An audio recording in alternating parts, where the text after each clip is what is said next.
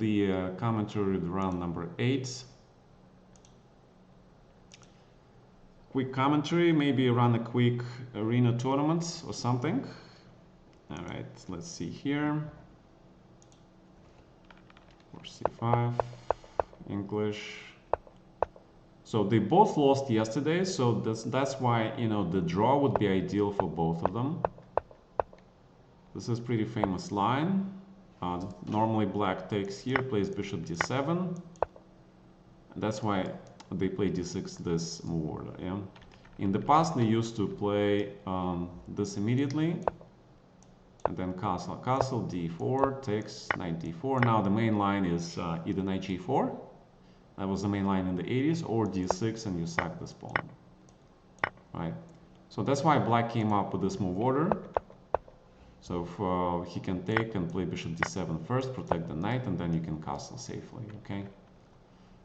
In this case, black decides to play like this, but that gives white extra possibility to play this move, which is transposition to the King's Indian. King's Indian with g3. It's playable, but it's extremely complicated. Instead, white wants a safe game, normal draw, so he captures this, and he wants to play the endgame. All right, this is very safe way for white to play. He says I have like minuscule advantage, but it's still there. Yeah, so black still needs to equalize. And apparently this is incorrect. I mean, it's not bad, but it's not exactly correct. Yeah. And white had to play rook c1 and then follow d3 and just, you know, open up the lines. The bishop e5 kind of makes sense, human move, but black can play this. Okay, and black offers a draw. No draw.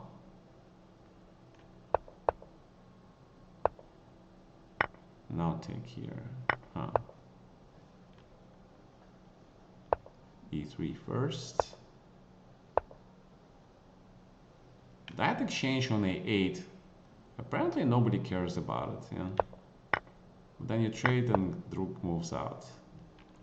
Yeah, it's kind of okay. Let's see. Well, why actually they don't take it? Yeah, because he kind of probably doesn't like this thing. There is a small threat of g5. Yeah, and there's also rook d8, which is why you cannot play this. So bishop e5. If rook d8, then you can play this. So black must play something like this to stop knight f3, create the threat of mate in 1. Rook d8, queen here, if queen a4. Okay, but this is extremely difficult to see this move. I would never see it, to be honest. This is very difficult to see. And if you take knight f3 is human, an advantage, but after this it's guaranteed win. Because the threat is knight h3 and mates, okay? So black sacrifices not that much. He only sacrificed the rook, yeah, but it's completely winning. Yeah, so that's the reason why, you know, the king is like really naked.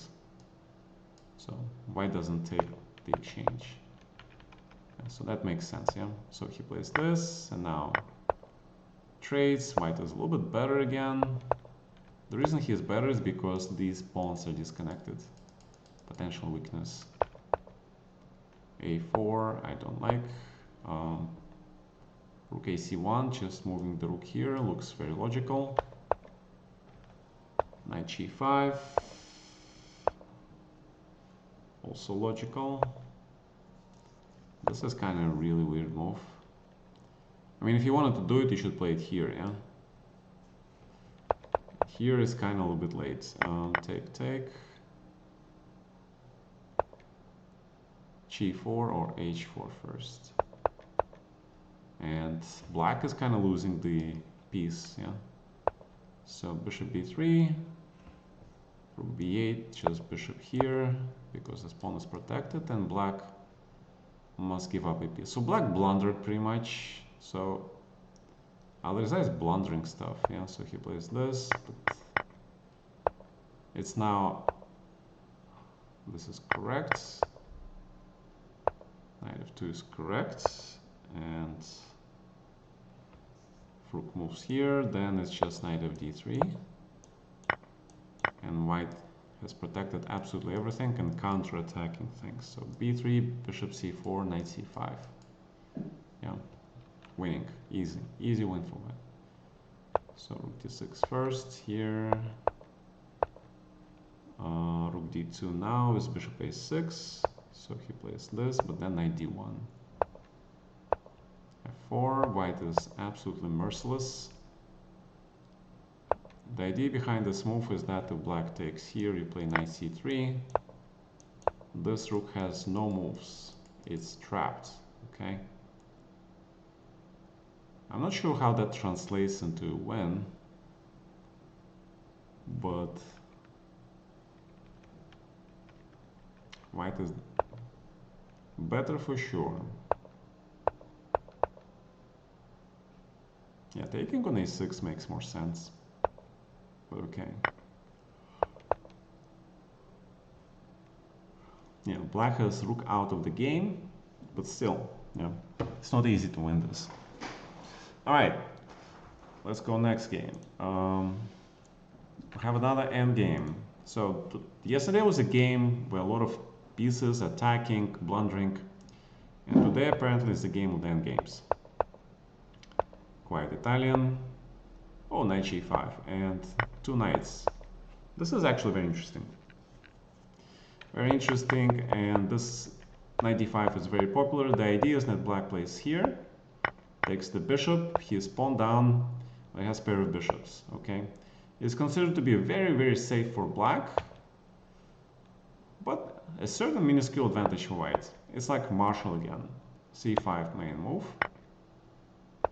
bishop gets to d3, again white keeps the pawn, but this is kind of weak pawn and very strong bishop. So here, black gives up the bishop pair, but brings the knight into the center here.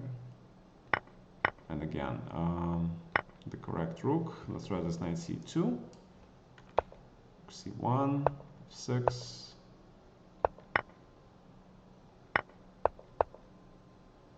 Okay. All right, both players are calculating double pawns. f4 is necessary. Knight c4. Probably inaccurate, probably take first and then knight c4, yeah, that makes more sense. Because now you take after e5, white still keeps his pawn, it's doubled, but it's still extra. And you can still feel it, yeah. Check. Yeah, although black is very accurate. So, probably a draw, because Prague is really good in the endgames. All right, let's see Duda versus Sam. Sam is playing second. Sam playing white. And we see another Italian. This time it's c3, d3, classical Italian, where black can play this. The idea is to put the knight on b6, bishop here. That's why white plays a5. This is actually a little bit unusual because white doesn't even castle yet. Yeah. So e6 now castles and black develops. I'm pretty sure this is still well known. Knight f6, first line. You don't take here because probably take and bishop f2. Actually you take immediately, yeah. So white is forced to take, otherwise you lose the rook. Exchange and black hits this and this and black advantage. So you cannot take on a5. Queen c2, knight d2, knight goes to e4, then trade, bishop e6, and this looks pretty drawish. Knight goes to g6 or c5. Actually black is better because knight on f3 doesn't do anything. Now it's dead draw, and it looks like dead draw after b1. Okay, Corona versus Vashina Graf. Already drawn. Spanish. Yeah, Fabian returns to the golden opening of his younger days. He used to play this opening with black all the time.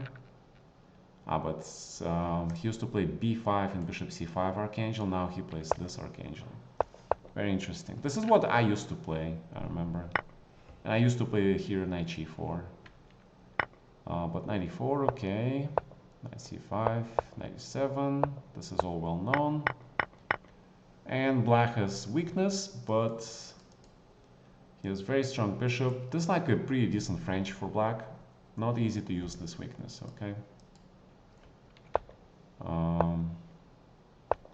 And I'm sure Fabi analyzed this endgame well, and he knows how to equalize, especially now with white with double pawns. It's probably nothing at all.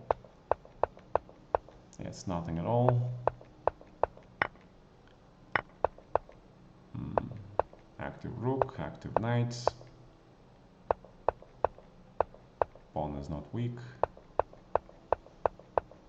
And it's a transposition, which is a draw, yeah? Okay, good result from black.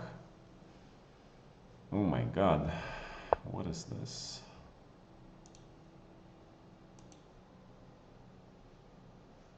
Alright, let's see. Knight f6. This is very ancient Queen's Indian system. Bishop b4. And c5. Yeah, black is worse here. Yeah, black is worse here because yeah, white is actually pretty accurate. Queen b5, if queen b2, bishop c6 check. So queen b5, take, take. a4 is inaccurate. Take, take, 94. King e7 is bad because of 96. So black must play this, and white needs to find this idea of castling, which is not very easy. Yeah, that's what he missed probably. He has pair of bishops, better position, but black is kinda putting everything not to lose this. Take first line, first line, first line. This is incorrect. And immediately white goes from large advantage into no advantage, yeah? I'm pretty sure he saw f4. I'm pretty sure they're both looking at this line. And now white needs to see this move as the only one that gives advantage. This is the only move that gives advantage because the bishop moves away with a check, and that is a critical tempo. Absolutely critical to bring the bishop back here and hit this pawn and take away the key squares from the black rook. So that is advantage of white. He didn't find it, he plays this. Now knight b6, knight b4, knight f4. Three moves. Black chose the wrong one. But okay, it's pretty much the same. They're all equalish. Rook g5's played. Saronian is also a huge calculating monster, to be honest. And white now has the only move not to be instantly lost, yeah? This is very difficult sequence. Feels incredibly scary. After rook b8, you need to sack the exchange.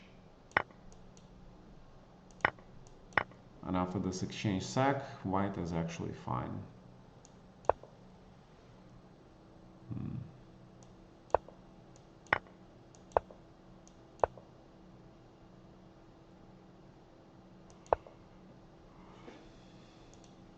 Yeah, this is not easy. Very complicated. A lot of endgames today, guys. A lot of endgames. Okay, but we're gonna do the recap of this round tomorrow.